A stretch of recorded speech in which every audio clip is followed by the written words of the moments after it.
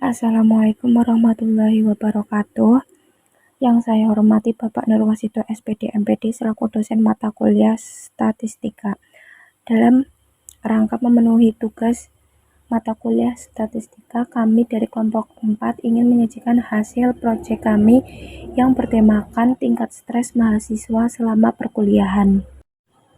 Yang beranggotakan saya sendiri, Andrea Clara Cinta dengan NIM 23MI0075 dan teman-teman kami yaitu Ma'rifatun Wulandari dengan NIM 23MI0080, Selviana Khairunisa dengan NIM 23MI0060, Susilo Bayu Yudhoyono dengan NIM 23MI0065, dan Zeti Faike Alfunikmah dengan NIM 23MI0072. Deskripsi pekerjaan setiap anggota: saya sendiri sebagai pembuatan laporan akhir, Ma'rifatun Wulandari penyajian data, Selviana Khairunisa dan Zeti Faike Alfunikmah pengumpulan data, dan Susilo Bayu Yudhoyono menganalisis data. Latar belakang dari pengambilan tema yaitu stres merupakan suatu tekanan yang terjadi karena adanya ketidaksesuaian kemampuan seseorang dengan tuntunan lingkungan ataupun diri sendiri yang melebihi batas kemampuannya. Stres di kalangan mahasiswa telah menjadi fenomena yang semakin memprihatinkan dalam dunia pendidikan tinggi. Beban akademik yang berat, persaingan yang ketat, serta tuntutan untuk berprestasi secara konsisten menciptakan tekanan psikologis yang signifikan. Penelitian menunjukkan bahwa lebih dari 60% mahasiswa melaporkan tingkat stres yang tinggi selama masa perkuliahan dengan gejala seperti kecemasan berlebih, gangguan tidur, dan penurunan konsentrasi yang berdampak langsung pada kesehatan mental dan performa akademik mereka. Tujuan pemilihan tema yaitu mengidentifikasi tingkat stres mahasiswa selama perkuliahan. Tingkat stres yang tinggi bisa mempengaruhi kesehatan mental mahasiswa seperti munculnya gejala kecemasan, depresi, dan burnout. Dengan memahami penyebab dan tingkat stres mahasiswa, institusi pendidikan bisa merancang strategi yang lebih baik untuk mendukung mahasiswa. Misalnya dengan konseling, manajemen waktu, atau fleksibilitas perkuliahan. Tujuan penelitian yaitu penelitian ini bertujuan untuk mengetahui tingkat stres yang dialami oleh mahasiswa dari berbagai program studi selama menjalani perkuliahan, serta menganalisis faktor-faktor penyebab stres, frekuensi terjadinya stres, dan cara mahasiswa dalam mengatasi stres tersebut. Selain itu, penelitian ini juga bertujuan untuk 1. Mengidentifikasi distribusi tingkat stres berdasarkan skala numerik. 2. Menganalisis hubungan antara jumlah mata kuliah, jumlah tugas, kebiasaan tidur, dan aktivitas fisik dengan tingkat stres. 3. Menggambarkan pola stres mahasiswa melalui analisis statistik atau skewness dan kurtosis. 4. Memberikan rekomendasi untuk strategi coping stres yang lebih sehat dan efektif berdasarkan data yang diperoleh. Pokok pembahasan yaitu yang pertama ada penyajian data, kedua ukuran pemusatan data, ketiga ukuran penyebaran data, keempat skewness dan kurtosis, dan yang terakhir yaitu analisis data secara deskriptif untuk menyelesaikan masalah. Selanjutnya itu penyajian data. Data diperoleh dari 35 responden mahasiswa dari berbagai program studi dan tingkat semester. Pengumpulan data dilakukan menggunakan Google Form yang berisi kuesioner skala Likert untuk menilai tingkat stres dan faktor-faktor yang mempengaruhinya. Dalam survei tingkat stres mahasiswa, data disajikan dalam bentuk diagram lingkaran dan kategori klasifikasi, seperti diagram lingkaran untuk menunjukkan proporsi jenis kelamin, program studi, sumber stres, cara mengatasi stres, dan aktivitas fisik, diagram dan tabel distribusi untuk tingkat stres, frekuensi stres, jam tidur, jumlah tugas, dan jumlah mata kuliah. Yang pertama itu jenis kelamin. Diagram di atas, gambar di atas itu adalah diagram lingkaran yang menunjukkan distribusi jenis kelamin berdasarkan 35 responden. Kategorinya laki-laki yang ditandai dengan warna biru, dengan persentase 25,7%, dan perempuan ditandai dengan warna merah yang memiliki persentase 74,3%. Diagram ini itu menunjukkan bahwa mayoritas responden survei kita, mayoritasnya itu adalah perempuan, 74,3%. Sedangkan laki-laki hanya 25,7%. Ini itu berarti bahwa jumlah perempuan dalam survei ini lebih dominan dibandingkan laki-laki. Perempuan lebih dominan daripada laki-laki. Lalu yang kedua, program studi. Kategori program studi pada gambar di atas ada bidang teknologi dan sains, ada teknik yang ditandai dengan warna biru, berarti teknik. Lalu IT 20%, ada matematika warna orange 2,9%, ada manajemen informatika biru, ini 14,3%. Lalu pada bidang kesehatan dan psikologi, kedokteran ditandai dengan warna hijau 2,9%. Keperawatan warna biru 25,7%, lalu psikologi warna ungu 5,7%. Pada bidang pendidikan dan sosial, ada pendidikan kimia berwarna biru muda 8,6%, ada pendidikan bahasa Arab warna ungu muda 2,9%, bidang konseling warna kuning 2,9%. Lalu pada bidang administrasi dan ekonomi, dalam bidang ilmu administrasi negara warna hijau terang ada 2,9%, administrasi negara warna oranye gelap 2,9%, manajemen warna hijau 2,9%, manajemen biru 2,9%, ekonomi bisnis coklat 2,9%. Jadi form di atas dibagikan ke berbagai program studi dengan tujuan untuk memahami tingkat stres yang dialami oleh mahasiswa keseluruhan dari berbagai latar belakang akademik. Di sini kita dapat menganalisis perbedaan tingkat stres masing-masing program studi serta faktor-faktor yang mempengaruhi. Yang ketiga ada tingkat stres. Tingkat stres yang Anda rasakan selama masa perkuliahan. Survei ini menanyakan tingkat stres mahasiswa selama perkuliahan dengan skala 1 tinggi hingga 5 rendah. Dari 35 responden, distribusi tingkat stres adalah sebagai berikut.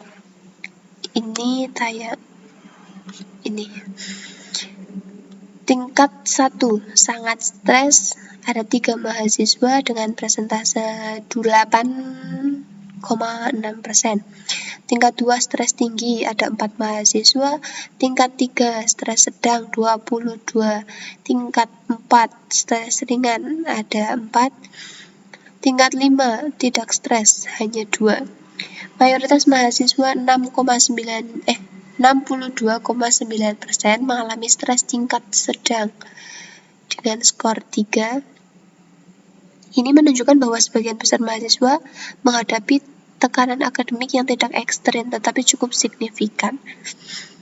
Sekitar 20% mengalami stres tinggi dengan diskor 1-2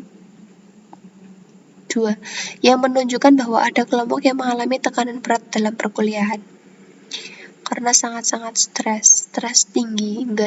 Stres tinggi. Hanya 17,1% yang merasa tingkat stresnya rendah, skor 4-5. Ini menunjukkan bahwa hanya sedikit mahasiswa yang merasa nyaman dan tidak terlalu terbebani oleh akademik. Kesimpulannya yaitu sebagian besar mahasiswa berada dalam kategori stres sedang, sementara sebagian kecil mengalami stres tinggi atau rendah.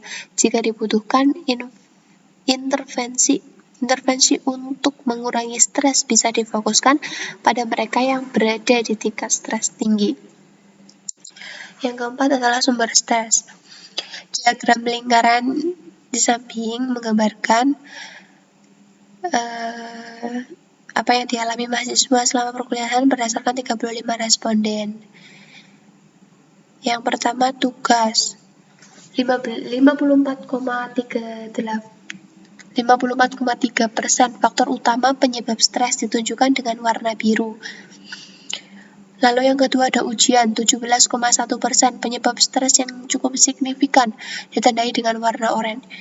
Lalu keuangan 8,6%, faktor ekonomi yang juga menjadi sumber stres bagian mahasiswa ditandai dengan warna biru. Lalu praktikum 14,3%, praktikum juga menjadi beban bagi beberapa mahasiswa ditandai dengan warna ungu. Lalu materi 14,3%, kesulitan dalam memahami materi perkuliahan menjadi sumber stres lain ditandai dengan warna merah muda. Mayoritas mahasiswa menganggap tugas sebagai penyebab stres utama. Ini menunjukkan bahwa beban tugas yang diberikan selama perkuliahan cukup tinggi dan menjadi tantangan utama bagi mahasiswa dengan persentase 54,3%. Ujian juga memberikan tekanan yang cukup besar, kemudian karena tuntutan untuk memahami banyak materi dalam waktu terbatas 17,1%. Lalu praktikum dan materi memiliki presentasi yang sama 14,3%, menandakan bahwa beban kerja praktikum serta kesulitan dalam memahami materi juga menjadi kendala yang cukup besar. Lalu pada keuangan menjadi faktor stres yang paling rendah dibandingkan yang lain dengan presentase 8,6%, tetapi tetap penting karena bisa mempengaruhi kesejahteraan mahasiswa dalam menjalani perkuliahan.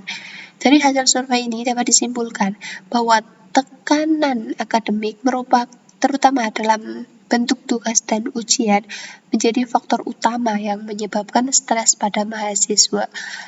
Jadi diperlukan strategi manajemen waktu dan dukungan akademik yang lebih baik agar mahasiswa dapat mengurangi beban stres mereka. Lalu yang kelima ada frekuensi stres per minggu. Mayoritas mahasiswa mengalami stres 1 atau 3 kali dalam seminggu dengan jumlah persentase 74,2% yang bisa dikategorikan sebagai stres sedang dan masih dalam batas wajar. Sebanyak 8,6% mengalami stres cukup sering dengan 4 kali per minggu yang menandakan tekanan akademik lebih besar pada kelompok ini. 17,1 merasakan stres setiap hari atau full stres, yang menunjukkan bahwa sebagian kecil mahasiswa berada dalam kondisi yang mengkhawatirkan dan mungkin memerlukan dukungan lebih lanjut. Mayoritas mahasiswa mengalami stres beberapa kali dalam seminggu, dan sebagian kecil mengalami stres berat hingga setiap hari. Bahkan hal ini menunjukkan perlunya strategi di mana manajemen stres, terutama bagi mereka yang berada dalam kategori stres tinggi dan ekstrim. Lalu yang keenam yaitu mengatasi stres. Yang pertama tugas 54,3% faktor utama penyebab stres ditunjukkan dengan warna biru. Lalu yang kedua ada ujian 17,1% penyebab stres yang cukup signifikan ditandai dengan warna oranye. Lalu keuangan 8,6%, faktor ekonomi yang juga menjadi sumber stres bagian mahasiswa ditandai dengan warna biru. Lalu praktikum 14,3%, praktikum juga menjadi beban bagi beberapa mahasiswa ditandai dengan warna ungu. Lalu materi 14,3%, kesulitan dalam memahami materi perkuliahan menjadi sumber stres lain ditandai dengan warna merah muda. Mayoritas mahasiswa menganggap tugas sebagai penyebab stres utama. Ini menunjukkan bahwa beban tugas yang diberikan selama perkuliahan cukup tinggi dan menjadi tantangan utama bagi mahasiswa dengan persentase 54,3%. Ujian juga memberikan tekanan yang cukup besar, kemudian karena tuntutan untuk memahami banyak materi dalam waktu terbatas 17,1%. Lalu praktikum dan materi memiliki presentasi yang sama 14,3%, menandakan bahwa beban kerja praktikum serta kesulitan dalam memahami materi juga menjadi kendala yang cukup besar. Lalu pada keuangan menjadi faktor stres yang paling rendah dibandingkan yang lain dengan persentase 8,6%, tetapi tetap penting karena bisa mempengaruhi kesejahteraan mahasiswa dalam menjalani perkuliahan. Dari hasil survei ini dapat disimpulkan bahwa tekanan akademik terutama dalam bentuk tugas dan ujian menjadi faktor utama yang menyebabkan stres pada mahasiswa. Jadi diperlukan strategi manajemen waktu dan dukungan akademik yang lebih baik agar mahasiswa dapat mengurangi beban stres mereka. Lalu yang kelima ada frekuensi stres per minggu. Mayoritas mahasiswa mengalami stres 1 atau 3 kali dalam seminggu dengan jumlah persentase 74,2% yang bisa dikategorikan sebagai stres sedang dan masih dalam batas wajar. Sebanyak 8,6% mengalami stres cukup sering dengan 4 kali per minggu yang menandakan tekanan akademik lebih besar pada kelompok ini. 17,1 merasakan stres setiap hari atau full stres, yang menunjukkan bahwa sebagian kecil mahasiswa berada dalam kondisi yang mengkhawatirkan dan mungkin memerlukan dukungan lebih lanjut. Mayoritas mahasiswa mengalami stres beberapa kali dalam seminggu, dan sebagian kecil mengalami stres berat hingga setiap hari. Bahkan hal ini menunjukkan perlunya strategi di mana manajemen stres, terutama bagi mereka yang berada dalam kategori stres tinggi dan ekstrim. Lalu yang keenam yaitu mengatasi stres. Berbicara dengan teman 28,6% menjadi strategi paling populer menunjukkan bahwa mahasiswa lebih cenderung mencari dukungan sosial untuk mengatasi stres. Meditasi 20% dan olahraga 14,3% cukup banyak digunakan. Tandanya kesadaran mahasiswa terhadap pentingnya kesehatan fisik dan mental. Lalu liburan 14,3% juga menjadi pilihan favorit, menegaskan bahwa istirahat dari rutinitas akademik penting dalam mengurangi stres. Metode lain seperti tadarusan, berbicara dengan kucing, mendengarkan musik, merokok, dan menyibukkan diri dengan aktivitas lain memiliki persentase kecil 2,9% sampai 8,7%, mencerminkan preferensi individu. Sebagian besar mahasiswa menggunakan cara yang sehat dalam mengatasi stres, seperti berbicara dengan teman, meditasi, olahraga, dan liburan. Namun, ada beberapa yang memiliki cara kurang sehat, seperti merokok. Jumlah mata kuliah yang diambil. Kategori jumlah mata kuliah. 1. Sedikit. Kurang lebih 4 mata kuliah, 5 mahasiswa, 14,3%. Mahasiswa dalam kategori ini kemungkinan memiliki beban studi yang lebih ringan. Bisa jadi karena semester akhir, sedang dalam program pertukaran, atau mengambil kuliah secara bertahap. Yang kedua, sedang. 5-9 mata kuliah, 21 mahasiswa yang mengikuti atau 60%. Kategori ini mencangkup mayoritas mahasiswa dengan jumlah mata kuliah yang masih dalam batas standar normal bagi mahasiswa yang menjalani perkuliahan penuh dalam satu semester. Yang banyak kurang lebih 10 mata kuliah, ada 9 mahasiswa atau 25,7%. Mahasiswa dalam kategori ini mengambil jumlah mata kuliah yang cukup padat, bisa jadi karena mereka mempercepat kelulusan atau mengejar target akademik tertentu. Analisis singkat. Mayoritas mahasiswa 60% berada dalam kategori sedang, menunjukkan bahwa sebagian besar mahasiswa memilih beban kuliah yang cukup seimbang. Sebagian kecil mahasiswa 14,3% hanya mengambil sedikit mata kuliah yang kemungkinan besar karena faktor akademik atau pribadi seperti tugas akhir, magang, atau kondisi khusus. Sekitar 25,7% mahasiswa mengambil lebih dari 10 mata kuliah yang berpotensi memiliki tingkat kesibukan lebih tinggi dan kemungkinan stres akademik lebih besar. Jika dikaitkan dengan survei tingkat stres, mahasiswa dengan jumlah mata kuliah lebih banyak berpotensi memiliki tingkat stres yang lebih tinggi dibandingkan mereka yang mengambil lebih sedikit mata kuliah. Yang ke-8, jumlah tugas yang diterima. Kategori jumlah tugas sedikit. kurang 5 tugas 5 orang, sedang lebih 5 tugas 23 orang, banyak lebih 10 tugas 7 orang. Mayoritas mahasiswa 23 dari 35 mendapatkan tugas dalam kategori sedang. Hanya 5 orang yang mendapatkan tugas dalam jumlah sedikit. 7 orang mendapatkan tugas dalam jumlah banyak lebih 10 tugas. Ini menunjukkan bahwa sebagian besar mahasiswa merasa beban tugas mereka cukup tinggi, tetapi masih dalam kategori sedang. Ada variasi dalam persepsi tugas, terlihat dari beberapa jawaban deskriptif seperti banyak banget, asli, atau lah belum tahu. Tapi ya, kesimpulannya beban tugas cukup merata dengan sebagian besar mahasiswa berada di kategori sedang hingga banyak. Jam tidur per malam.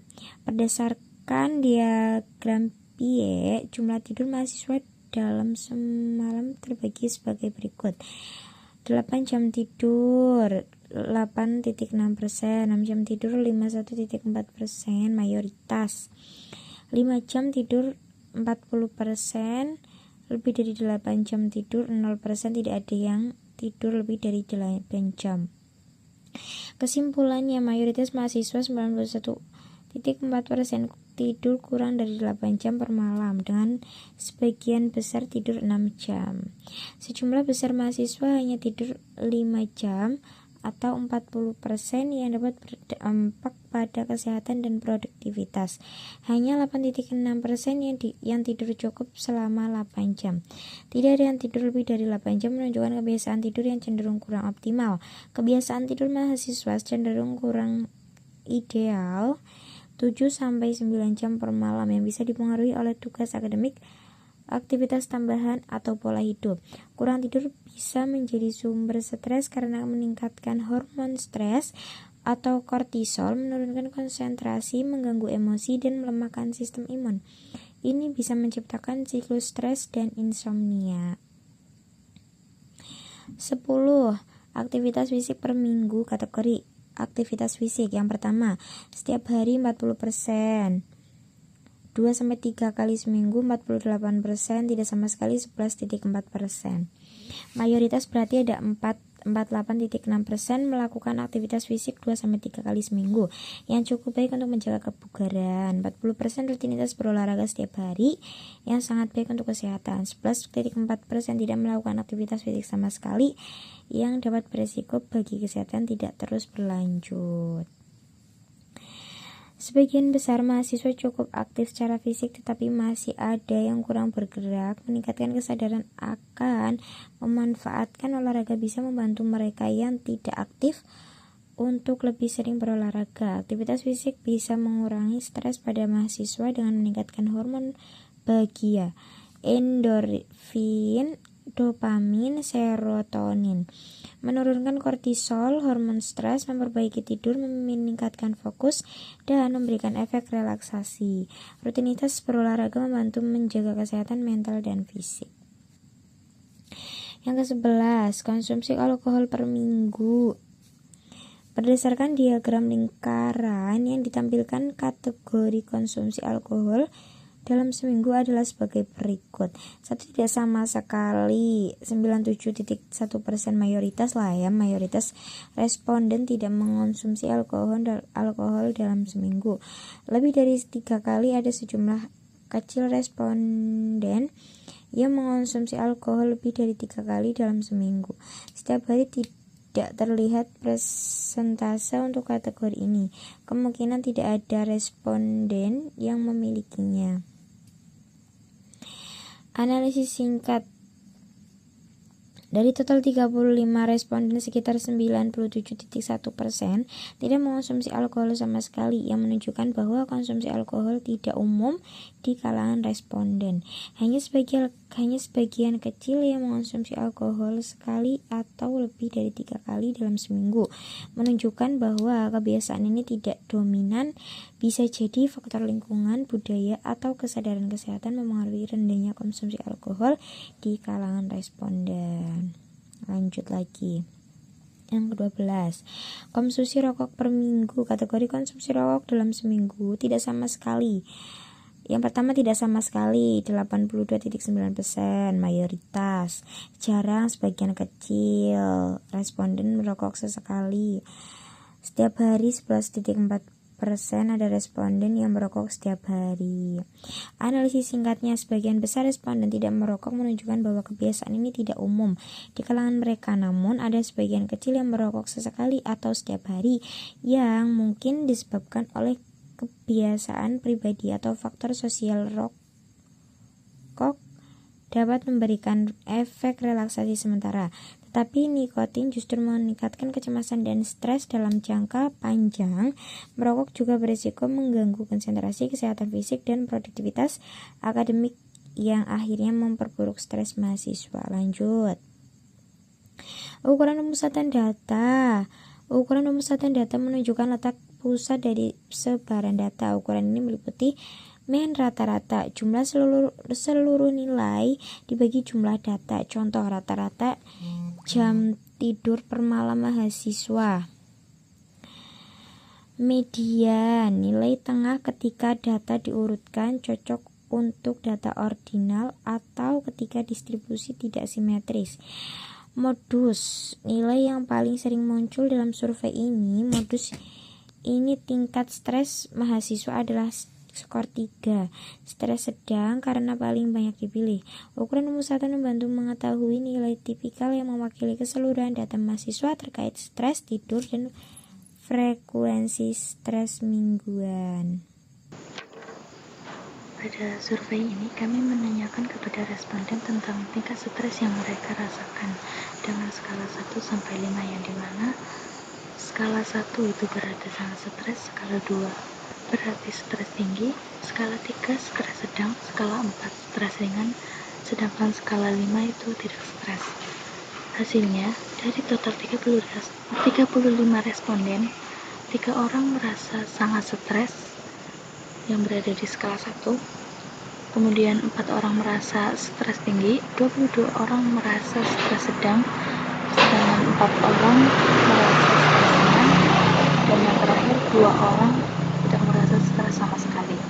Dari hasil tersebut, kami menghitung statistik sebagai berikut. Min, yang berarti nilai rata-rata, kami dapatkan nilai 3,23. Median, yang berarti nilai tengah, kami mendapatkan 3. Modus, yang berarti nilai yang sering muncul, kami mendapatkan 3 juga. Nilai minimum atau nilai yang terkecil itu 1, nilai maksimum itu 5. Kemudian standar deviasi kami mendapatkan 0,91 dan range mendapatkan 4. Berdasarkan data ini, mayoritas responden merasa stres sedang, dan nilai rata-rata stres juga berada di angka 3,23. Hal ini menunjukkan bahwa tingkat stres berada pada kategori sedang, namun tetap perlu perhatian agar tidak meningkat. Selanjutnya, kami juga menanyakan apa saja yang menjadi sumber utama stres mahasiswa, yaitu hasilnya tugas memiliki responden sebanyak 19, ujian 2 responden, keuangan 6 responden, praktikum 3 responden, sedangkan materi 5 responden. Dan mayoritas responden itu menyatakan bahwa tugas adalah sumber stres paling utama karena memiliki jumlah responden terbanyak, yaitu 19 responden. Kemudian disusul oleh keuangan yang memiliki 6 responden. Kemudian materi itu sebanyak 5 responden, dan ujian serta praktikum itu menjadi sumber stres yang paling kecil dengan responden 2 dan juga 3. Kami juga mengambil nilai rata-rata itu sebanyak 7,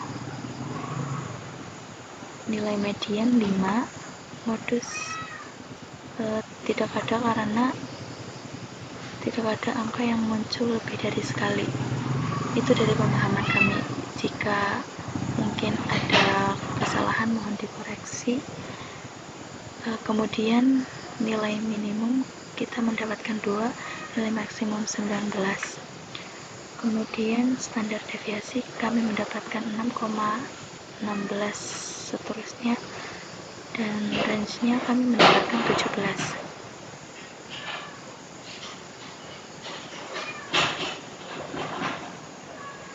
Kemudian pertanyaan dengan frekuensi stres per minggu.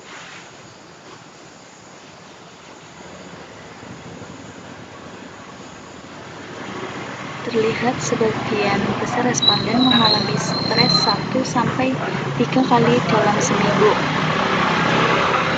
atau sebanyak 26 dari 35 orang. Namun ada juga 6 orang yang mengalami stres lebih dari 4 kali seminggu. Itu yang perlu mendapat perhatian. Selanjutnya kami hitung nilai rata-rata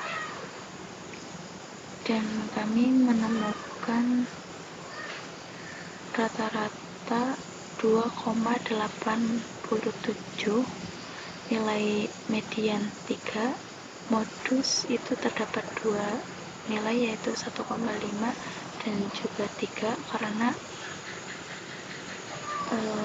terdapat 2 jumlah responden yang sama besarnya.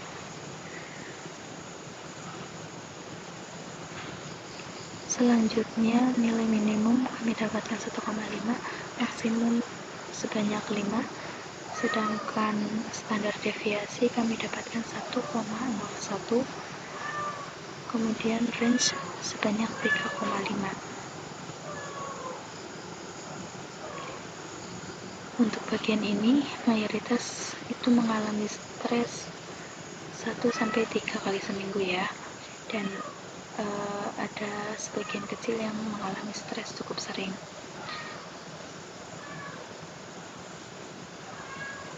Kemudian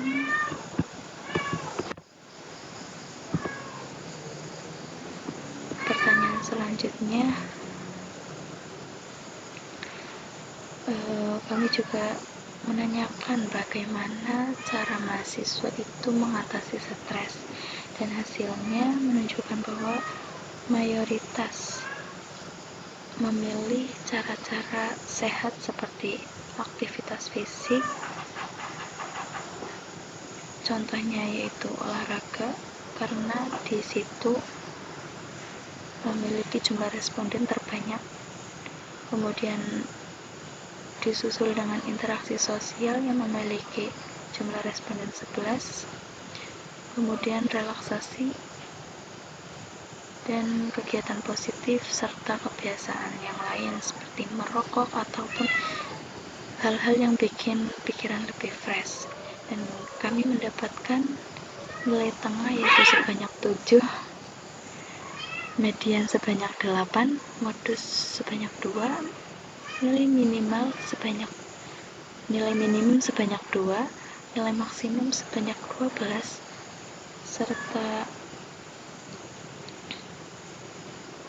standar deviasi kami mendapatkan 4,28 sekian, dan range-nya kami mendapatkan 10. Untuk pertanyaan selanjutnya yaitu jumlah mata kuliah yang diambil pada semester ini.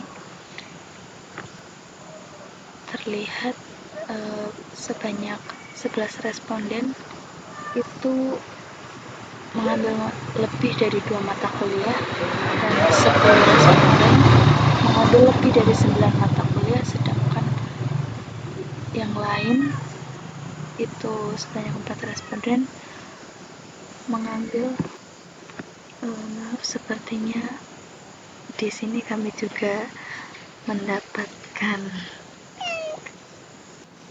mengalami kesalahan yang dimana dari total semua ini tidak ada 35. Tapi bisa disimpulkan bahwa banyak mahasiswa yang mengambil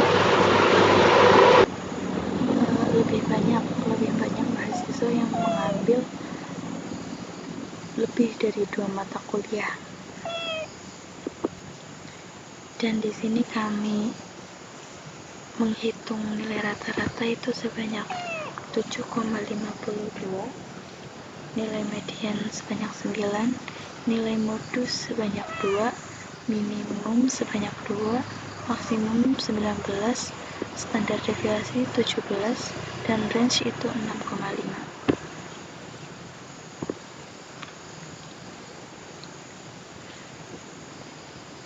Selanjutnya kami juga mengecek apakah jumlah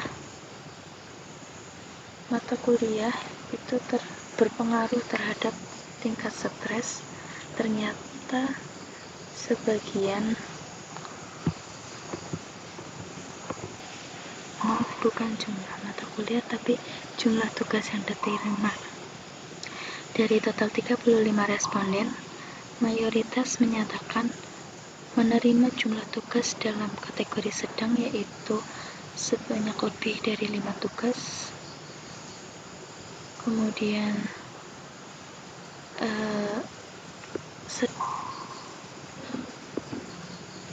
yang paling banyak respondennya kemudian ada penerimaan tugas yang lebih dari 10, itu sebanyak 7 responden, dan kurang dari 5 tugas ada sebanyak 5 responden. Dan kami menghitung nilai tengahnya itu minyak kita menemukan 7,86, median 7,5, modus 7,5, minimum sebanyak 3, maksimum 12,5, standar deviasi 2,85, sedangkan range kita mendapatkan 9,5.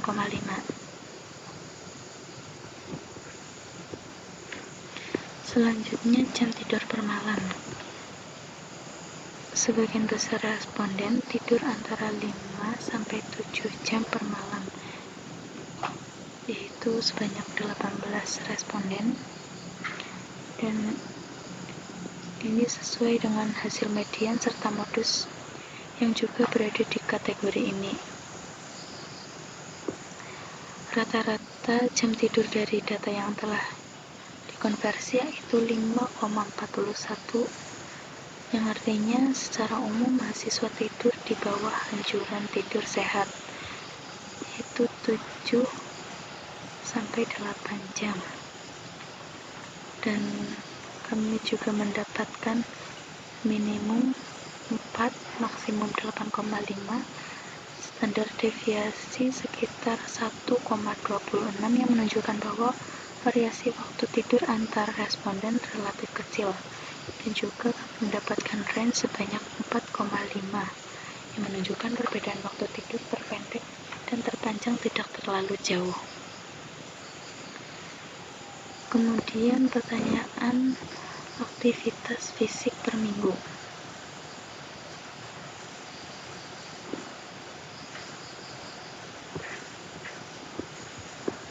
Di sini kita bisa melihat jumlah terbanyak responden itu 17 yang memilih jawaban aktivitas fisik per minggu itu sebanyak 1-3 kali. Yang disusul jumlah responden sebanyak 14 yang melakukan aktivitas fisik setiap hari, dan yang terakhir itu tidak pernah melakukan aktivitas fisik sebanyak 4 responden. Kita mengambil nilai rata-rata yaitu 2,65, median 2, modus 2, minimumnya 0, maksimumnya 7, standar deviasinya 2,3, dan range-nya adalah 7.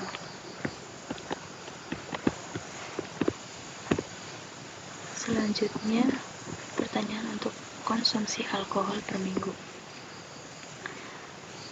Di sini terlihat bahwa 34 dari 35 responden mengisi tidak pernah mengonsumsi alkohol per minggu. Namun perhitungannya itu tidak valid karena distribusi data sangat tidak seimbang. Maka statistik seperti mean, median, dan standar deviasi itu tidak relevan digunakan.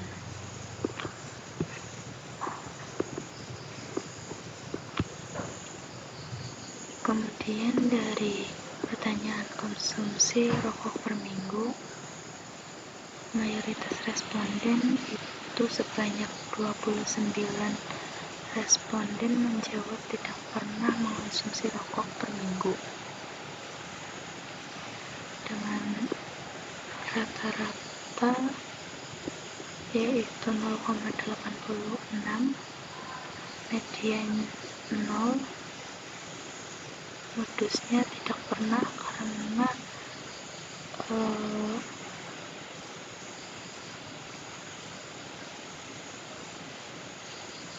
kebanyakan menjawab 29 dan kita mendapatkan nilai sering muncul yaitu tidak pernah.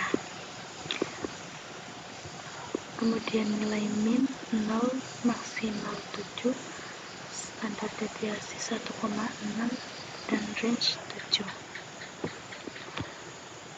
Survei ini menunjukkan mayoritas mahasiswa itu mengalami stres tingkat sedang hingga tinggi akibat tekanan akademik, tugas, dan ujian, dan juga manajemen waktu yang buruk serta tekanan sosial juga ikut memperburuk stres yang berdampak pada menurunnya konsentrasi, produktivitas, dan kesejahteraan mental. Adapun solusi yang kita tawarkan yaitu yang pertama, mahasiswa dapat meningkatkan keterampilan manajemen waktu. Yang kedua, kampus menyediakan layanan konseling dan juga aktivitas relaksasi. Yang ketiga, dosen lebih memahami kondisi mahasiswa yang memberikan fleksibilitas tenggat waktu, metode pembelajaran yang lebih interaktif, serta dukungan emosional dalam proses perkuliahan. Pendekatan yang lebih manusiawi dari semua pihak dapat membantu mahasiswa mengelola stres dan meningkatkan keberhasilan akademik.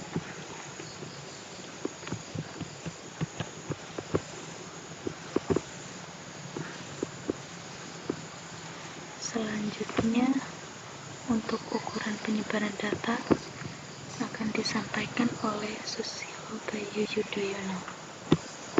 Adalah slide ke ukuran penyebaran data. Yang pertama, ukuran penyebaran data menunjukkan seberapa jauh data menyebar dari pusat.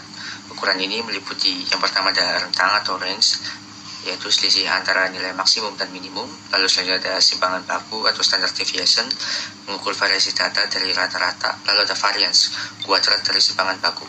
Dalam studi ini, misalnya jam tidur mahasiswa menunjukkan penyebaran cukup besar, 5-8 jam, meskipun mayoritas berada pada kisaran 5-6 jam. Selanjutnya ada skewness dan kurtosis. Yang pertama, skewness adalah ukuran statistik yang menunjukkan tingkat kecondongan atau asimetris distribusi data terhadap nilai rata-rata atau mean. Skewness membantu kita mengetahui apakah data cenderung tersebar ke kiri atau ke kanan dari nilai tengahnya. Lalu ada beberapa jenis dari skewness. Yang pertama adalah skewness positif atau right skewed. Ekor distribusi data lebih panjang di sisi kanan atau kanan lebih panjang, yang artinya banyak data kecil tapi ada sebagian kecil data besar atau outlier. Contoh ada pendapatan masyarakat di mana sebagian besar orang berpenghasilan rendah menengah tapi ada beberapa yang sangat tinggi. Lalu ada skewness negatif atau left skewed. Ekor distribusi lebih panjang di sisi kiri, yang artinya banyak data besar tapi ada sebagian kecil data yang sangat kecil. Contoh nilai ujian yang mayoritas tinggi tapi ada beberapa siswa dengan nilai sangat rendah. Skewness sama dengan 0 atau simetris. distribusi data seimbang di kedua sisi rata-rata, lalu bentuknya seperti kurva normal atau bell curve. Selanjutnya ada kurtosis. Kurtosis adalah ukuran statistik yang menunjukkan tajam atau datarnya puncak dari distribusi data dibandingkan dengan distribusi normal. Selanjutnya jenis-jenis kurtosis ada yang pertama leptokurtik. Kurtosis lebih dari 0. Distribusi dengan puncak yang tajam dan ekor panjang, lalu menunjukkan bahwa data sangat terkonsentrasi di sekitar min, tetapi memiliki lebih banyak nilai ekstrim. Yang kedua ada mesokurtik. Kurtosisnya itu 0. Distribusinya normal, puncak tidak terlalu tajam atau datar, lalu merupakan standar acuan. Lalu ada platikurtik. Kurtosis kurang dari 0. Ciri-cirinya distribusi dengan puncak datar dan penyebaran data lebih merata, menunjukkan sedikit nilai ekstrim data tersebar luas. Lalu ada analisis skewness dan kurtosis dari data kami, yaitu tingkat stres mahasiswa terhadap perkuliahan. Yang pertama, berdasarkan data, mayoritas siswa berada pada tingkat stres sedang atau skor 3. Hasil perhitungan menunjukkan yang pertama ada skewness minus 0,63. Ini berarti data condong ke kiri karena lebih banyak mahasiswa berada di tengah dan sedikit yang mengalami stres sangat tinggi atau sangat rendah. Lalu yang kedua, kurtosis minus 0,8.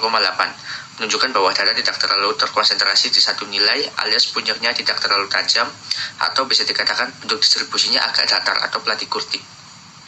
Kesimpulannya, mayoritas mahasiswa mengalami stres sedang dengan sedikit variasi ekstrim. Lalu ada yang kedua, distribusi frekuensi stres per minggu. Ya, sebagian besar mahasiswa mengalami stres 1-3 kali dalam seminggu. Namun ada juga yang merasakan stres setiap hari. Kasihan. Selanjutnya, skewness 0,57, artinya data condong ke kanan karena ada kelompok mahasiswa yang mengalami stres setiap hari.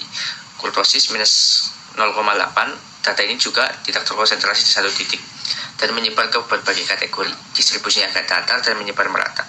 Kesimpulannya, meskipun stres mingguan umumnya dalam batas wajar, ada kelompok kecil yang mengalami stres berlebihan.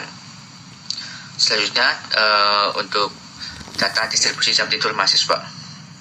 Hampir semua mahasiswa tidur kurang dari 8 jam dengan mayoritas tidur 5-6 jam per malam.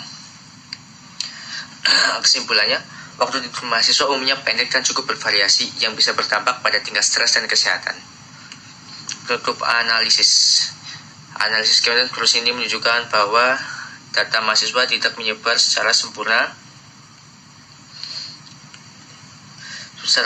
simetris. Beberapa aspek seperti tingkat stres dan jam tidur memiliki distribusi yang condong dan menyebar luas, menandakan adanya kelompok-kelompok kecil dengan kondisi ekstrim.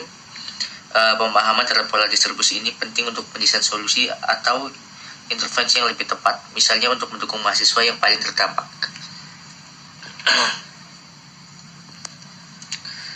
Selanjutnya ada penjelasan data yang bisa dianalisis skewness dan kurtosis. Yang pertama ada tingkat stres skala 1-5, bentuknya adalah interval. Bisa dihitung skewness dan kurtosisnya karena merupakan skala berurutan dan bernilai numerik. Yang kedua, frekuensi stres per minggu 1 kali, 3 kali, 4 kali setiap hari dan seterusnya dikodekan sebagai angka. Rasio bisa ini adalah data berbentuk rasio. Bisa dihitung meskipun ada kategori seperti full stress yang harus dikonversikan nilai, contohnya 7 kali per minggu. Yang ketiga ada jam tidur 5 jam, 6 jam, 8 jam dan seterusnya. Ini adalah bentuknya rasio. Ini data numerik murni, jadi bisa banget dihitung skewness dan kurtosis.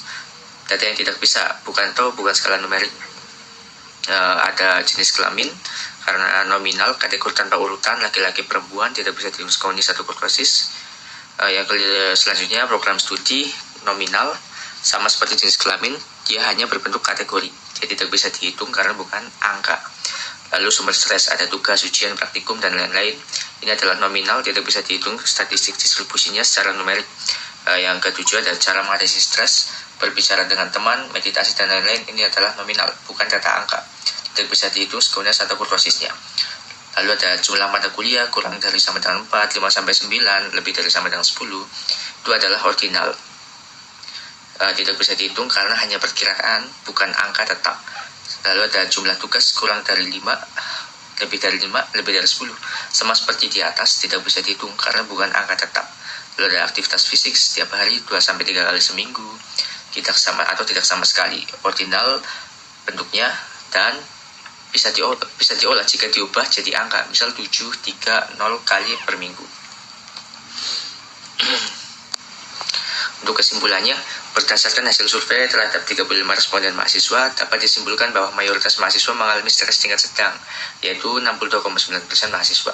Dan penyebab utama adalah tugas akademik yang rata-ratanya 54,3%, diikuti oleh ujian, praktikum, dan kesulitan memahami materi. Sebagian besar mahasiswa merasakan stres 1-3 kali dalam seminggu. Namun terdapat kelompok yang mengalami stres berat hingga setiap hari, yaitu 17,1%. Kebiasaan tidur kurang dari 8 jam sangat dominan. Rata-rata 91,4% mahasiswa tidur kurang dari 8 jam, yang bisa berdampak negatif pada kesehatan mental dan fisik mahasiswa. Sebagian besar mahasiswa memiliki aktivitas fisik yang cukup, meskipun masih ada yang tidak aktif secara fisik, yaitu sekitar 11,4% mahasiswa. Lalu, mahasiswa lebih cenderung mengatasi stres dan berbicara dengan teman daripada meditasi, olahraga, dan liburan. Walau ada juga yang menggunakan cara tersebut. Untuk selanjutnya adalah kritik ya. Yang pertama adalah ukuran sampel terbatas, hanya ada 35 responden dari berbagai program studi yang mungkin belum cukup mempresentasikan seluruh populasi mahasiswa. Pengumpulan data dilakukan secara daring sehingga ada kemungkinan bias terhadap mahasiswa yang aktif secara digital atau memiliki akses internet yang baik. Beberapa kategori data masih bersifat kualitatif ordinal yang dikategorikan secara umum, sehingga analisis statistik selanjutnya seperti regresi atau ANOVA belum dapat diterapkan secara maksimal. Perlu dilakukannya penelitian lanjutan dengan jumlah sampel yang lebih besar dan metode campuran kuantitatif dan kualitatif untuk mendapatkan pemahaman yang lebih mendalam. Institusi pendidikan disarankan menyediakan layanan konseling aktif, program manajemen stres, serta pelatihan manajemen waktu untuk membantu mahasiswa menghadapi tekanan akademik. Dosen dan pihak akademik diharapkan lebih fleksibel dalam pemberian tugas dan tenggat waktu, serta mendukung pendekatan pembelajaran yang menyenangkan dan interaktif. Untuk mahasiswa juga sebaiknya membiasakan pola hidup sehat seperti cukup tidur, olahraga teratur, dan menggunakan metode coping yang positif. Selanjutnya, terima kasih. Kami dari kelompok 4 merasa cukup untuk presentasinya. Terima kasih dan sampai jumpa.